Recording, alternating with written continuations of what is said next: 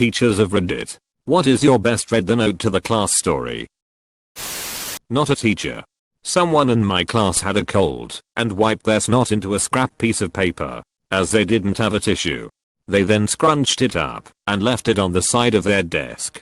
Teacher saw this, thought it was a note, and grabbed the paper, going through the usual fanfare of the importance not passing notes around. The look on her face when she opened it was priceless. That's what she gets for nosing around. I don't know if this is the best, but it's pretty profound. I usually ignored note passing. If a student didn't want to pay attention, but wasn't bothering anyone else, I was cool. In the age of cell phones, notes were kind of outdated anyway.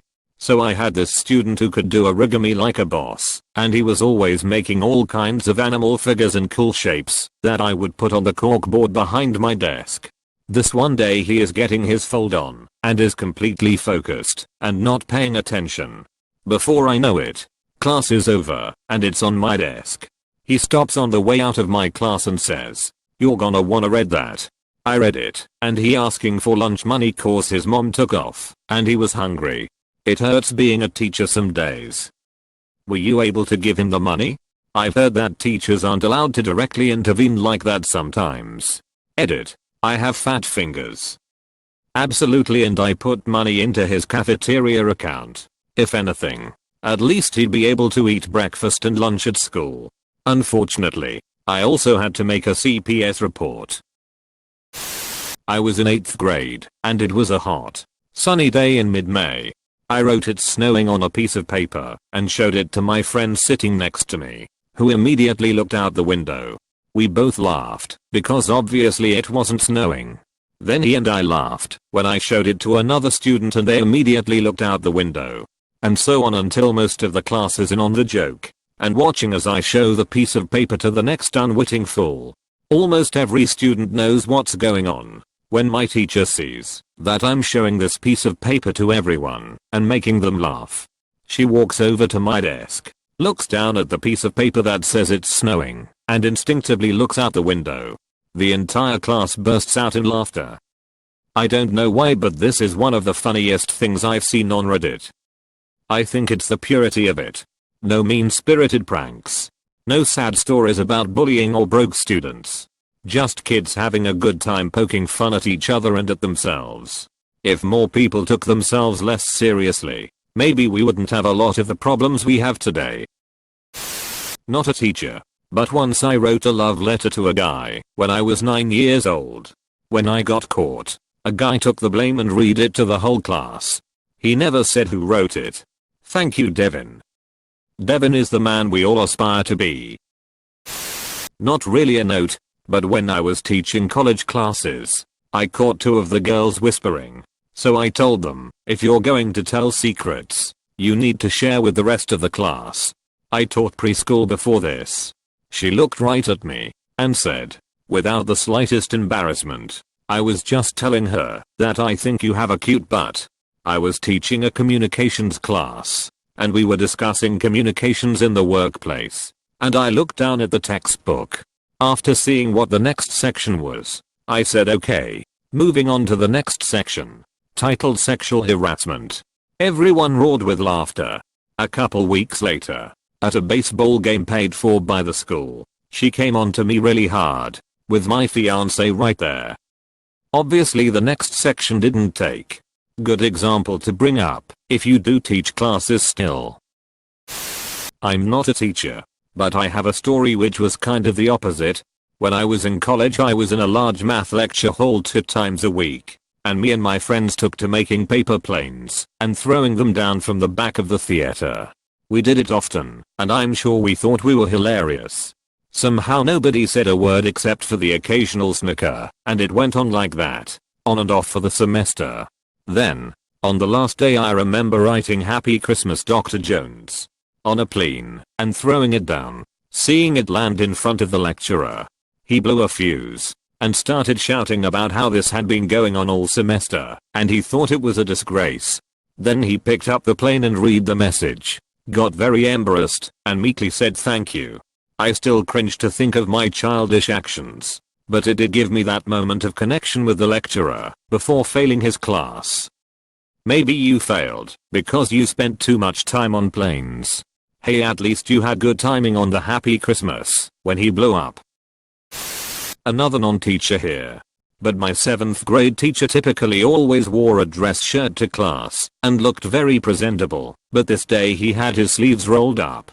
Now, everyone loved this teacher, but my immediate though was to write a note to my friend sitting beside me that his arms were super hairy, and that note was passed back and forth with us cracking jokes about it. Nothing malicious or overly mean, just that we didn't think he'd have such hairy arms. We eventually got caught, and between classes he took us aside and warned us to not pass notes. And since this was the first time this happened, he would toss it out without reading it and let us go. Well, a couple months go by and he decides to wear short sleeves again, and his arms were noticeably less hairy. I know 12-year-olds don't have the greatest moral compass, but to this day I still feel so bad that my dumbest little note might have made him so self-conscious about something so unimportant. I'm sorry, Mr. Fifield, wherever you are now. This made my heart melt. We can be cruel, especially at a young age. We made a teacher cry one time. Changed the whole dynamic of the class. We were very nice after that day, to the point where we still hit him up when we are back in town. He's even been to quite a few of our weddings. It hit us all so hard to see a grown man tear up. I think we went to him after school to apologize. Best part of growing older is being able to hang with the teachers who we gave hell to in grade school. Edit. Worst part is hearing about some of them passing away. 2 from old age, and 1 in a car accident. That's something that is kind of weird. Seeing a grown man cry is a pretty peeping powerful thing. At my aunt's funeral, I wasn't super upset. She was diagnosed with a terminal illness the same year I was born. She died in 2010 or 2011. I was preparing myself for her death literally my entire life. What I was not preparing myself for was seeing my uncle cry. He was never big on showing emotions of any kind. He always had an expression of mildly aloof amusement. When he turned around at the funeral, while I was thinking about how hot it was in the early summer sun, I saw his tears and I just choked. Couldn't breathe. Couldn't stop crying. It hit my brother and dad as well, which made it worse. I was in my 20s and just flat out bawling, simply because I saw a man cry that I had never seen care about anything that much. In some respects, it's sad that we are so unprepared to see men vulnerable. In other ways, there is something special and worth having in the world that something so small can affect us so deeply and suddenly. I taught for a decade in a really rough area. I intercepted a lot of notes and was pretty shameless in public humiliation of my kids. I read a lot of the bad stuff out loud. However, one really nice moment that stands out was when the super popular bubbly Latina girl sat next to the stereotyped depressed weird white theater band girl. I see them passing notes, which is really uncharacteristic. The band girl seemed off and upset, but I'll let it go because it seemed like there was something going on more, and the Latina girl was a really nice kid. I didn't think she was bullying or anything. I had the girls stay after for a second and asked them what was up. The Latina girl said, "I was worried about her. She looked sadder than usual. So I wanted to make sure she's cool." I asked the other girl if that's what was happening, and she said yep, and showed me the notes, which was a really heartfelt convo about boys, relationships and feeling lonely. It was so damned sweet. I asked if they needed more time, and they both said yes. I could get them excused from their next class and they asked if they could chill and talk more. I said sure, because you bet your ass wellness and mental health is a peep ton more important than curriculum. They really had a moment, and it seemed to help them both. This was as 10th graders. I got to see them really develop a nice friendship over the next few years. Go girls. Wherever you are now, I hope you're still friends, and I'm glad I could help facilitate that. You sound like a great teacher. Valuing mental health over curriculum feels so rare these days. In health class, we were talking about boners and how they fill up with blood. My cousin took a piece of paper and wrote "Your penis is filled with blood" and threw it at some popular kid. The teacher picked it up, and you can see him die inside because of the immaturity of 8th graders and how he has to teach them for a career. Blood is stored in the penis. P is stored in the balls underscore. Mitochondria is the powerhouse of the cell. IDENTITYTHEFTISNOTAJOKEJIM. You won't download a car. If you or a loved one have been diagnosed with melatomatona, you may be entitled to financial compensation. Had an apple directly off the forehead. 8th graders. Talking about reproduction in comes up. The note passed said, isn't the proper science term come? Wonderful. Was the student, not the teacher. In 3rd grade 1996 my class was performing a play. I had a total of 2 lines of dialogue, but I really wanted to get it right, so I copied my lines from the textbook, folded it up, and stuck it in my pocket. The teacher only saw the last bit of this, but assumed I was sticking a note in my pocket, and told me to get up in front of the class and read it out loud. I recited my lines verbatim, and handed the note to the teacher.